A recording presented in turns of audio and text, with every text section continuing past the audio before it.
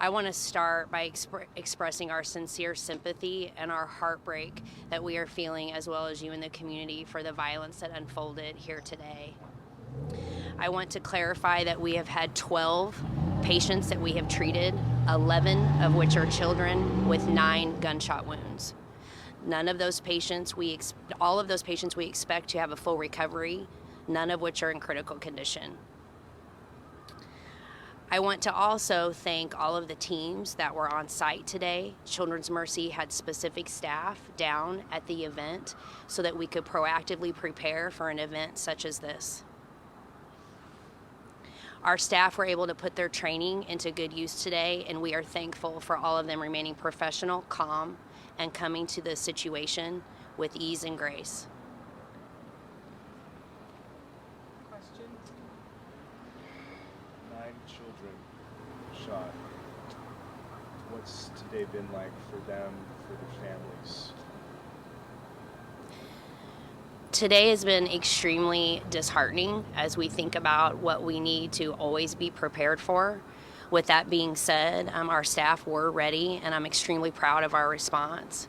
With that, we are also going to have to make sure that we stay in tune to what is the care that's needed after the violence that has been seen, not only for the children we treated, but I would encourage us to think about that for all of the children and families in the community.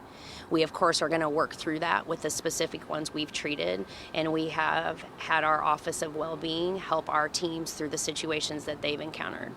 11 children. Can you give us an age range for those children? I can. Our ages were between 6 and 15.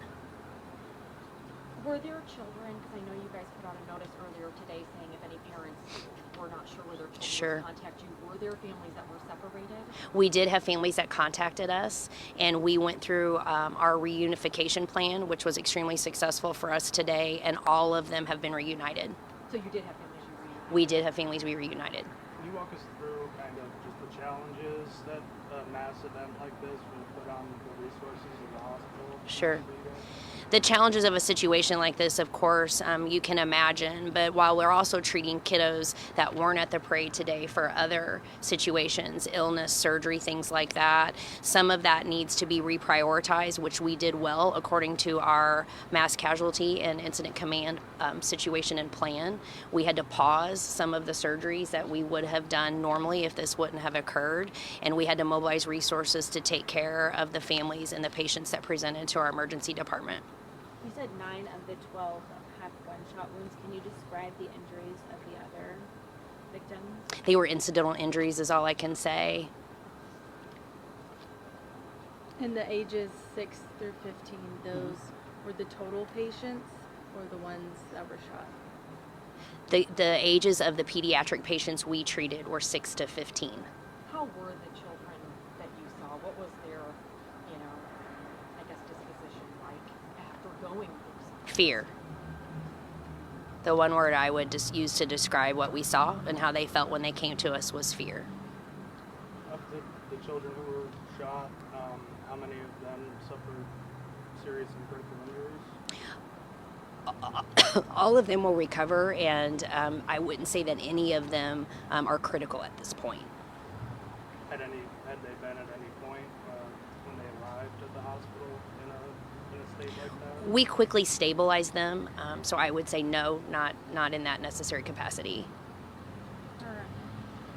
What's it been like for your staff today, having to deal with this? Kids going to parade, seeing their favorite player, their favorite team, and having to deal with gunfire and violence. I think that it's something that unfortunately we all have to prepare for. While I said this earlier, the staff did an amazing job, but we will have to do some wellness initiatives and recovery with our staff.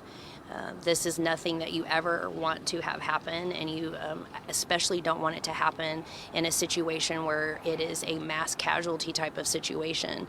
You don't know how many you're going to get, what the response is going to be from trying to reunite people who might have gotten separated. And so while our staff all went into action, they have a lot of questions and need some help too. I do appreciate the outpouring of support that we've had from all of you and from the community to ask about our staff and to check in on what you can do to help us. That will be important. And I think it's important that we remember all healthcare staff in the community right now, as well as law enforcement and everybody else that responded to an extremely unfortunate circumstance today. And while they all may be trained to do it, it doesn't make it easier for them in the moment. How long do you anticipate the children will be here? When do you think that all of the children will be up here? I don't know that yet. Are Chiefs players consoling some of these children? We know that they were consoling some children today with these kids. I can't specifically speak to that and which ones that they talk to or not. Of course, our goal is to bring them in, stabilize them, make sure they're getting the care they need, and I'm sure we'll hear stories after that. All right, you guys. Thank you guys so for your much. time. We're going to show you some video now of a person being tackled shortly after the shooting near Union Station. It's one of many videos that are circulating on social media. You see here that a person was running and they're being pursued by what appears to be other parade goers.